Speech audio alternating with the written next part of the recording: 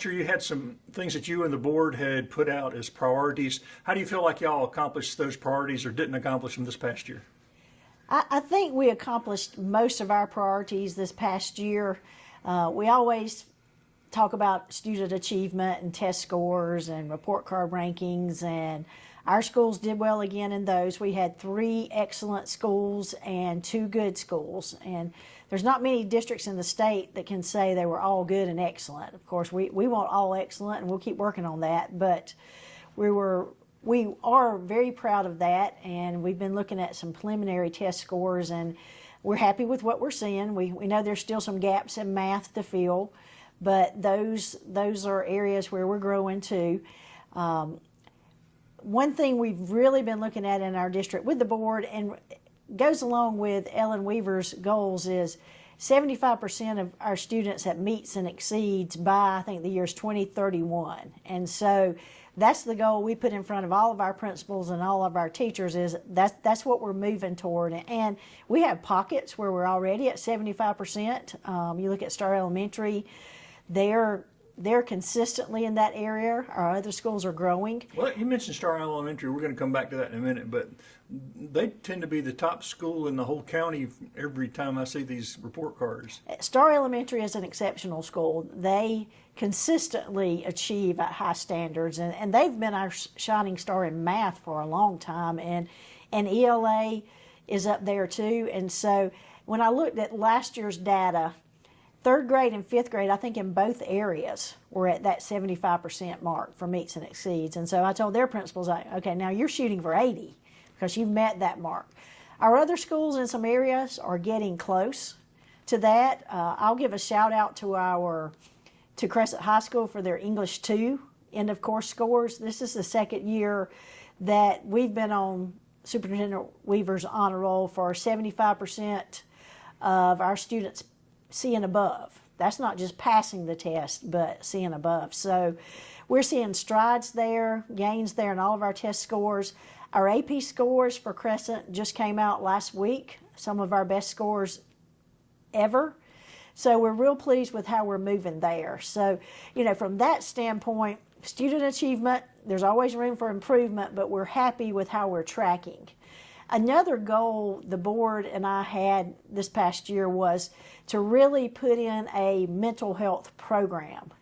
There's a difference between having mental health counselors and having a program. And so last year we hired our first district supported mental health counselor. And what she has done, along with doing counseling, is actually coordinated the other services that come in, because we have some from DMH, we have some from the county board.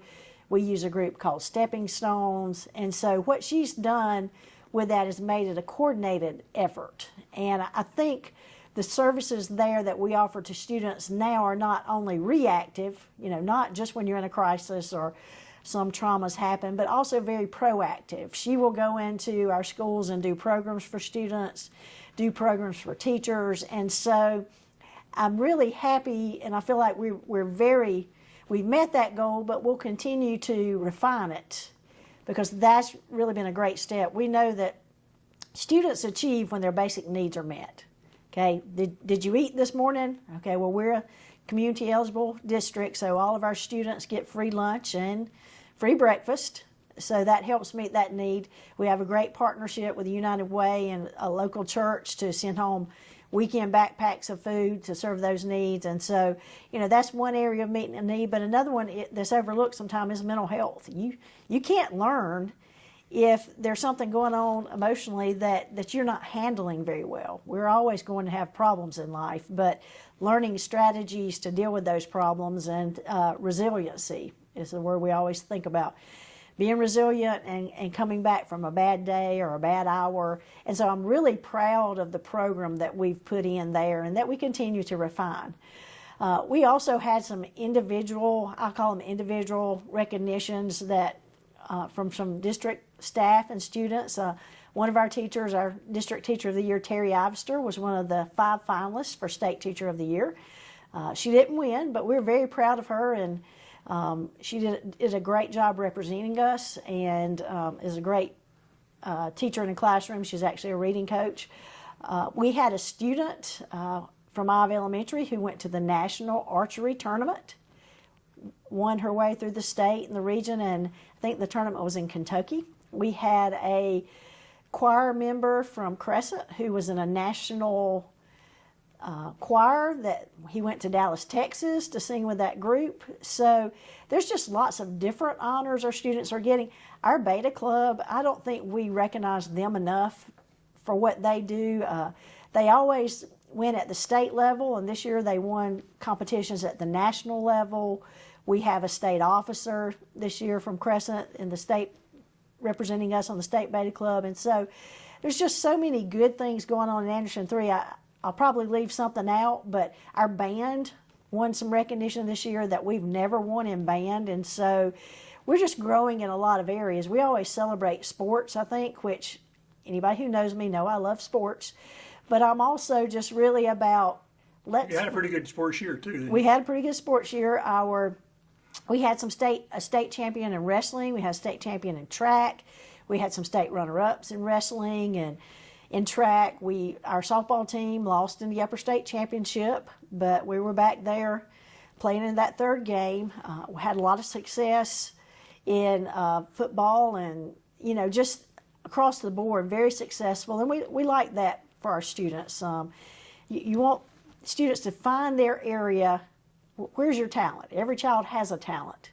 So to me, we just need to give them the opportunities to find that talent and excel with it. We've talked about it before. Students, I think most studies show that students who participate in something outside the classroom excel in the classroom. Is that correct? That's correct. I think a couple of factors come into play. One is they're building relationships with faculty sponsors, with other students, and so they have a sense of belonging. And also, success breeds success.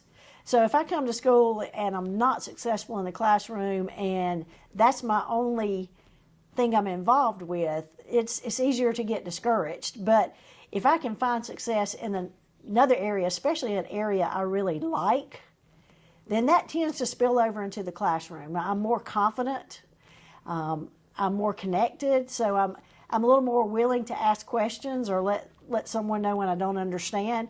But the goals kind of go together is, okay, if you're going to be involved in this extracurricular activity, classroom comes first. You've got to excel here. You've got to be here to have that opportunity too. So it all works together for student success. How would you grade the new statewide cell phone policy? How did that work? I'm a big fan of the cell phone policy, and we really had an easy time implementing it because 3 or 4 years ago, we really put in our own cell phone policy. They had to have their phones away during the school day. They could have it at lunch. Our high schools could. So it really wasn't hard to implement for us because we're already doing it on some level. So the state putting in a law just really further supported us. We also have very respectful kids and families that they understand and try to stay in the boundaries that we give them. So allowing them that time at lunch, it was easier and less controversial when we said put it away during the day. But I'll tell you, when we implemented our own policy, our discipline referrals related to cell phones went down because you no longer have kids videoing things they shouldn't be videoing, passing pictures around. Now, I'm not saying it doesn't still happen. It doesn't happen as much during the school day.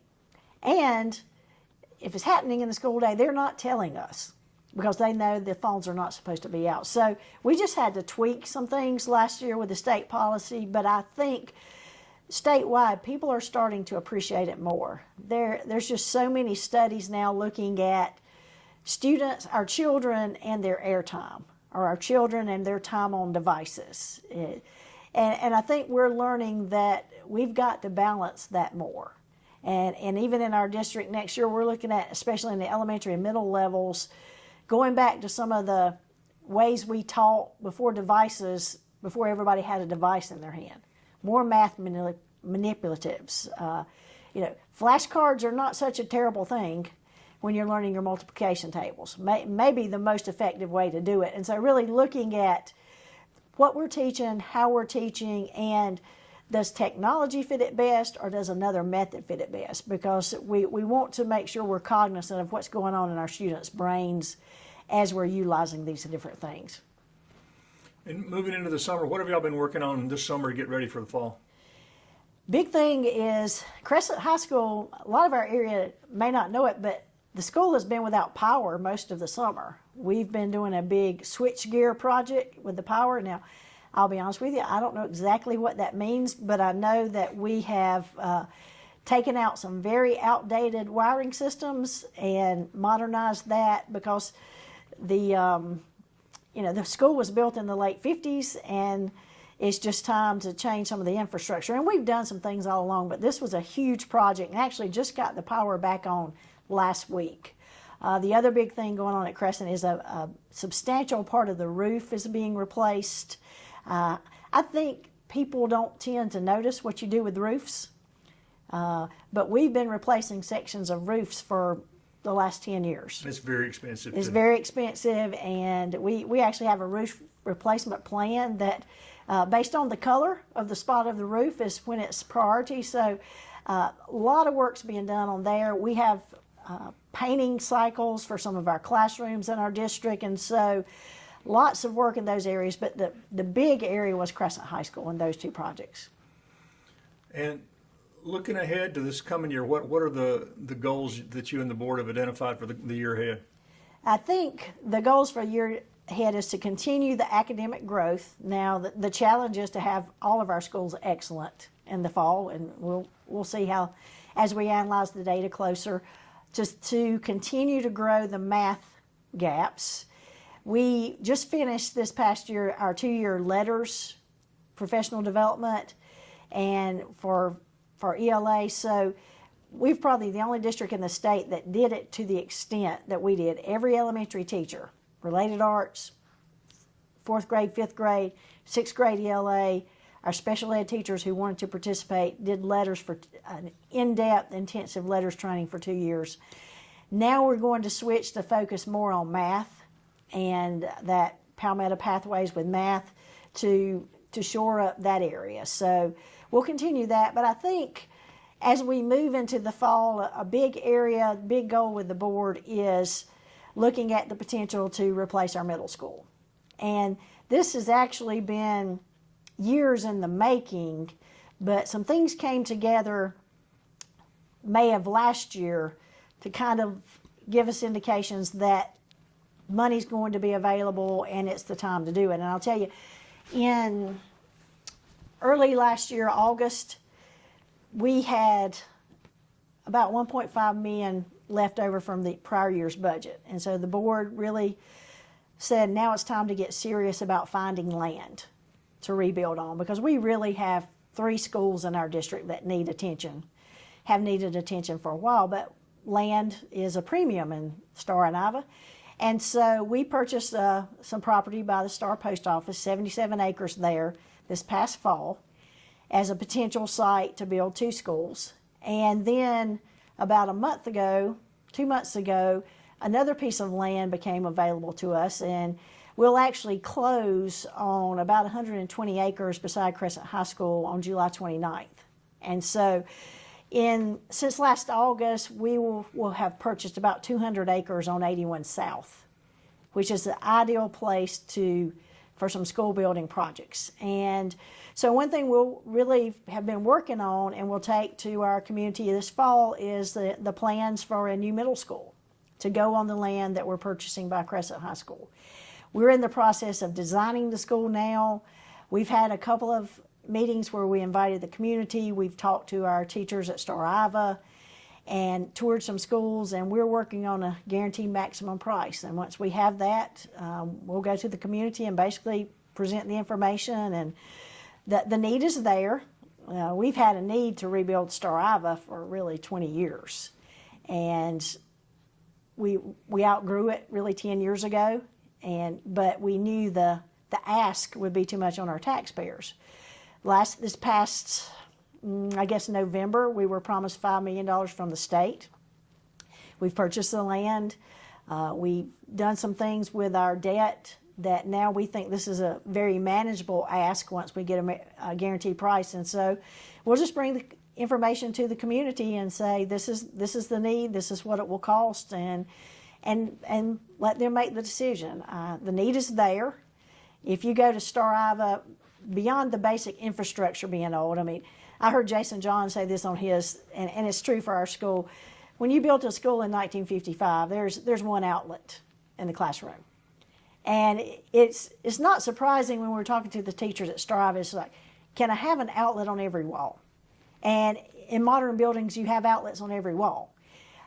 The size of the classroom is just so different too. I mean, you go into some of the rooms in the older buildings, especially at Star Iva, you might be working with 650 square feet, where your newer buildings, classrooms are 850 standard. And so there's a difference in putting 25 students in a class of 650 square foot and 850 square foot. And so that's considerations. But the biggest need is just look at the cafeteria size in the school.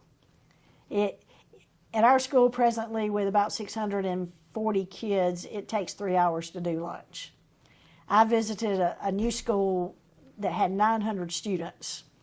They do lunch an hour and a half at that middle school. And so it's just, we're losing instructional time there.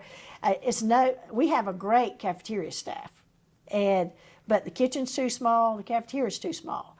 If you bring the whole student body into the gym, it's just covered, and the 8th grade sits on the floor. And so the need is there. I think now there's a pathway to do it. And so when those things come together, I'm excited about the possibilities. I think middle schoolers is where we need to invest some money and time, because that's such a hard age. And so I'm excited to see how this comes together. Yeah, if the community approved that, how long would it take to get that building built? If the community approves it, we think we'll bring it to the community in March, and we'll have a plan ready to go. We're calling this Vision 2026. We want to be moving dirt in 2026. And so if the community says yes in March, we could be moving dirt in April. And then it would take about 18 months to build it, 18 months to 2 years. So I think a conservative estimate would be August of 2028, we would be in a new school. You mentioned the budget. How did the budget go this past year, and how's it looking for the year ahead? The budget, we expect to have some overage in this past year's budget. And what we do with that is really look at the amount that we have, because the board goal is 25% fund balance. That keeps us safe, protects us from cuts that we may not expect. And so we're tracking to do well. We're doing our last payroll this week. And so after this week, we'll know really what that number is, and then can decide, can we do anything for our employees at the beginning of the year? And then how much can we put into a building fund? We've been setting aside some funds in a building fund to support a building program. So that looks good. Now this present budget, $32 million budget, I think, gave our teachers a 4% raise, move our starting salary to $52,000, which we were a little behind in our first 3 or 4 steps. So we did some tweaking with those to get those there. And then with the 4%, your teachers in the more experienced area get a percent raise that's better than just doing a flat rate amount. So, because we've done, like a $1,500 to the pay scale, but that's really percentage-wise for your teachers 20 years in, they're not keeping up with some other areas. And so we did 4% for teachers, 3% for administrators, and we feel really good with that for our staff. Are you having any trouble recruiting teachers? Are you doing pretty well with teacher retention? We're doing better with teacher retention, and I never want to say, oh, we're not having a problem finding teachers, because that's real. But I see recruiting teachers the same as recruiting athletes. A good coach, good college coach, is constantly recruiting athletes 2 or 3 years away. And so we're constantly looking for teachers to just talk to about our district. But we're fortunate here. Anderson University is in our backyard, and that's probably the best teaching school in South Carolina. I'll just say that. And so when we get the student teachers here, we tend to keep them. many times. And so that's a big thing.